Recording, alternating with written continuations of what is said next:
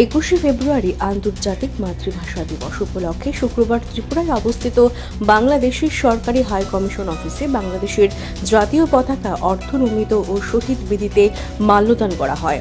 উপস্থিত ছিলেন সরকারি হাই কমিশনার আরিফ মোহাম্মদ সহ আরও অন্যান্যরা। শুরুতেই আমি আপনাদেরকে ধন্যবাদ জানাচ্ছি আমাদের সহকারী হাই কমিশন প্রাঙ্গণে আজকে আমাদের এই অনুষ্ঠানে উপস্থিত থাকার জন্য। আপনারা জানেন যে আজ মহান শহীদ দিবস এবং আন্তর্জাতিক মাতৃভাষা দিবস। 1952 সালের আজকের এই দিনে মাতৃভাষার অধিকার রক্ষার জন্য বাংলার দামাল ছেলেরা তাদের নিজের বুকের তাজা রক্তে দিয়ে বাংলা ভাষার মর্যাদাকে রক্ষা করেছিলেন। সেই থেকে আজ অবধি পুরো বাংলায় 21শে ফেব্রুয়ারিকে অত্যন্ত তাৎপর্যের সাথে ভাবগাম্ভীর্য এবং যথাযথ যোগ্য মর্যাদায় পালন করে আসছে। আমরা অত্যন্ত আনন্দিত।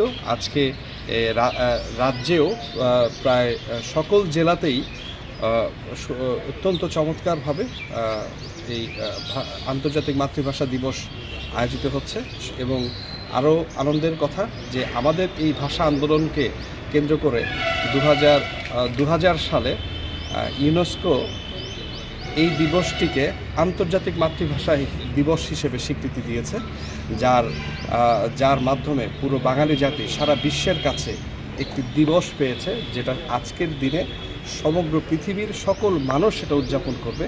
এবং সেই উদযাপনের অর্থ হচ্ছে এর মধ্য দিয়ে পৃথিবীতে যত মাতৃভাষা আছে আমরা মাতৃভাষার প্রতি শ্রদ্ধা জানাতে চাই, আমাদের মাতৃভাষার প্রতি সংরক্ষণ করতে চাই এবং আমরা চাই যে এই পৃথিবীর বুক থেকে কোনো ভাষা যেন হারিয়ে না যায়। আমরা চাই যে কেউ কখনো অপরকে তার নিজের মায়ের ভাষায় কথা বলার জন্য যেন ছোট করে না দেখে। তো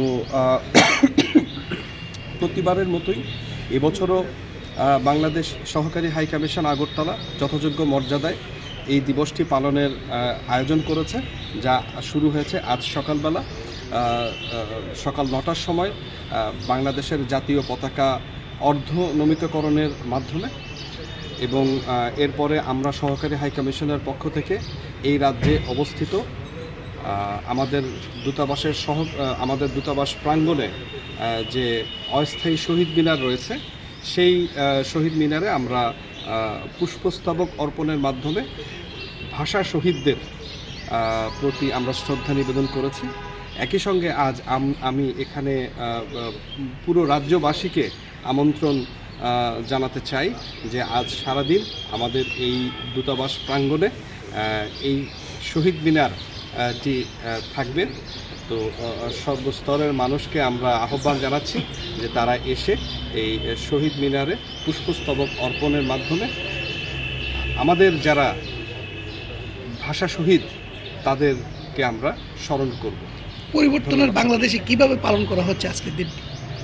ঠিক একইভাবেই আমাদের, আপনি জানেন যে 21শে ফেব্রুয়ারিতে শুরু হয় মধ্যরাত থেকে রাত 12টা থেকেই প্রোগ্রাম শুরু হয় ঢাকার কেন্দ্রীয় শহীদ মিনারে পুষ্পস্তবক অর্পণের মাধ্যমে।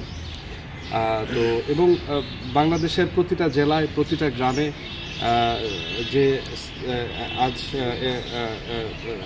কেন্দ্রীয়ভাবে নির্মিত স্থায়ী শহীদ মিনার রয়েছে, তো সেই শহীদ মিনারগুলোতে স্থানীয় যারা রাজনৈতিক, সাংস্কৃতিক, সামাজিক নেতৃবৃন্দ রয়েছেন তারা সকলে মিলে, বিশেষ করে স্কুল কলেজের বাচ্চারা সকলেই এই কেন্দ্রীয় শহীদ মিনারে পুষ্পস্তবক অর্পণ করেন। বহু মানুষ বিভিন্ন জেলা থেকে, বিভিন্ন প্রান্তর থেকে, বাংলাদেশ থেকে তারা আজ ঢাকা বিশ্ববিদ্যালয়ের আমাদের কেন্দ্রীয় শহীদ মিনারে তারা আসেন ফুল দেওয়ার জন্য। মধ্যরাতের পর থেকেই বলা যায়, ভোর রাত থেকেই একটা অত্যন্ত